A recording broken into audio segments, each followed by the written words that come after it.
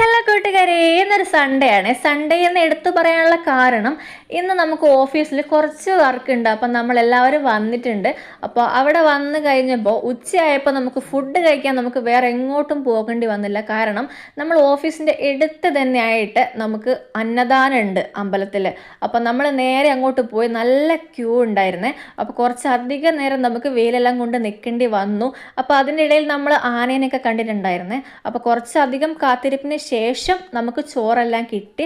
നല്ല ചോറും അതിന് സാമ്പാറും പായസവും പപ്പടവും അച്ചാറും പുളി എന്ന് പറയേണ്ടി വന്ന എല്ലാ ഐറ്റംസും ഉണ്ടായിരുന്നു. നല്ല ടേസ്റ്റ് ഉണ്ടായിരുന്നു.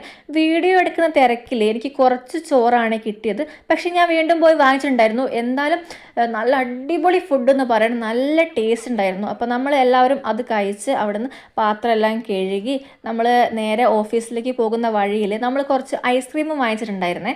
അപ്പോൾ മാംഗോ ബാറും ചോക്കോ ബാറൊക്കെ ആയിരുന്നു അവിടെ ഉണ്ടായിരുന്നത്.